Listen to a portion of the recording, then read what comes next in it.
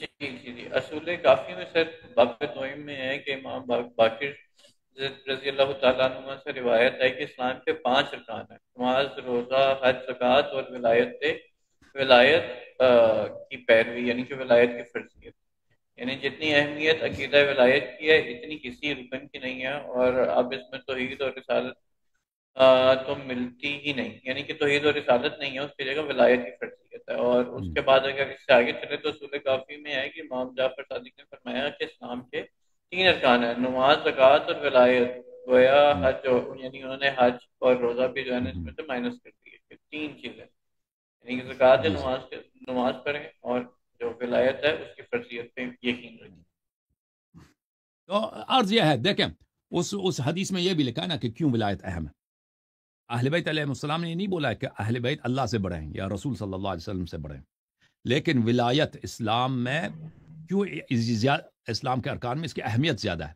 یہ کتاب الاصول من الکافی اسی باب میں، دعائم الاسلام میں، اسی باب میں، جلد نمبر 2 صفحہ نمبر 18. اچھا، بھلے فرمایا کہ اسلام کی بنا 5 چیزوں پر ہے. رسول امام محمد باقر علیہ السلام نے فرمایا: الصلاۃ والزکوۃ والحج والصوم والولایہ. نماز، زکوٰۃ، حج، روزہ اور ولایت.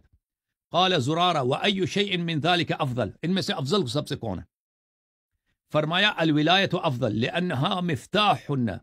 فرمایا ولایت سب سے اہم ہے کیونکہ ولایت ان کی چابی ہے، ان کا دروازہ ہے. ولایت آپ کو سکھائے گا، ائمہ علیہ السلام آپ کو سکھائیں گے کہ اللہ کون ہے، اللہ کی توحید کیا ہے، نماز کیسا ہے، روزہ کیسا ہے. ٹھیک ہے نا.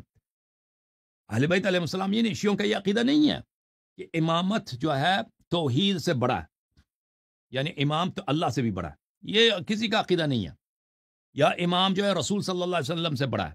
لیکن یہ عقیدہ ہمارا ضرور ہے کہ امامت تعلیم کے مقام پر، تعلیم کے لیے، لوگوں کی ہدایت کے لیے، وہ توحید سے زیادہ اہم ہے. کیوں؟ اس کی وجہ کیا ہے؟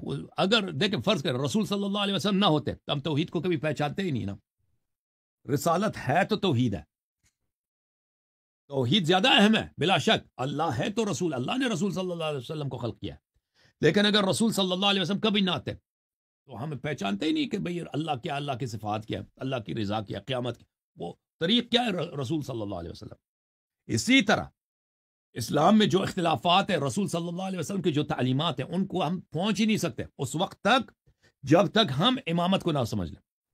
اگر ہم امام کو پہچان گئے کہ امام کون ہے، امام جعفر صادق علیہ السلام کو پہچان گئے، تو پھر ہماری توحید بھی صحیح ہوگی، رسالت بھی صحیح ہوگی، نماز، روزہ سب صحیح ہوگا. ٹھیک ہے نا. کیونکہ آپ نے اس معلم کو پہچانا ہے جو آپ کو ہر چیز خالص صحیح بتائے گا. اس کی وجہ یہ ہے. اچھا، خود امام علیہ السلام نے بتایا کہ کیونکہ ولایت مفتاح ہے اور ولایت دلیل ہے، یعنی راستہ ہے، صراط ہے. دوسرا انہوں نے جو اعتراض کیا ہے کہ اثاف الاسلام ثلاثہ: الصلاۃ والزکاۃ والولایہ. وہ رکن نہیں بولا، اثافی بولا. اثافی پتہ ہے آپ کو کیا بولتے ہیں؟ اثافی صافیہ کی جمع ہے. صافیہ بولتے ہیں وہ گاؤں میں جب کھانا بناتے ہیں نا، پتھر رکھتے ہیں زمین پہ. آپ کو پتہ ہے پتھر رکھتے ہیں نا، دیگچی پتھر پہ رکھیں گے نا، بیچ میں وہ ایک جگہ ہوگا، اس میں آگ ہوگا، آگ کے لیے لکڑ وغیرہ ڈالیں گے. وہ اثافی وہ بولتے ہیں اس پتھر کو جس پہ دیگچی رکھ، اس میں 3 ہی ہوتے ہیں نا، وہ 3 ہی ہوتے ہیں پتھر، ایک لیفٹ، ایک رائٹ، ایک بیہائنڈ میں ہوتا ہے، آگے تو کچھ نہیں ہوتا نا. سمجھ میں آئی نا بات آپ کو علی آصف بھائی؟ اس میں پتھر ہی 3 جی ہوتے جی ہیں. جی جی. جیسے اگر آپ کیمپنگ کے لیے کبھی چلیں نا ادھر گاؤں میں یا کسی صحرا میں، ادھر آپ نے کھانا بنانا ہو، پتھر لے کے آئیں گے نا، ایک پتھر رائٹ، ایک پتھر لیفٹ، ایک پتھر پیچھے رکھیں گے، 3 اس پہ دیگچی رکھیں گے اور نیچے اس کے آگ جلائیں گے نا، اس میں 3 ہی ہوتے ہیں. تو امام علیہ السلام نے فرمایا کہ اثافی الاسلام 3 ہے. یہ پتھر جس پہ دیگچی رکھتے ہیں نا، اگر کسی نے دیندار بننا ہو، اس کی دین کیسے ہم پتہ چلیں گے کہ آدمی دیندار ہے؟ الصلاۃ والزکاۃ والولایہ. اس طرح ہے کہ وہ نماز پڑھے گا، زکوٰۃ دے گا اور وہ امامت کا قائل ہوگا. تو اس میں کہتے ہیں توحید اور وہ رسالت گیا. تو یہ رسالت نہیں گیا، کیونکہ اگر کوئی شخص نماز پڑھتا ہے، زکوٰۃ دیتا ہے، یہ ایک شخص کی دینداری کی بات ہو رہی ہے.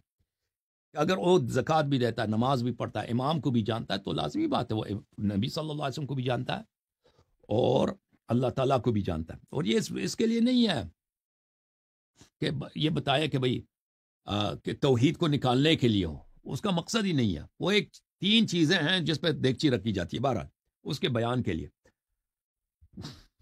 اور اس کے مقابلے میں کتنی احادیث ہیں کہ سب سے پہلے توحید کو بتایا گیا نا. اس کے اسی دعائم الاسلام میں بہت ساری احادیث ہیں اس باب میں کہ سب سے پہلے توحید پھر رسالت ہے.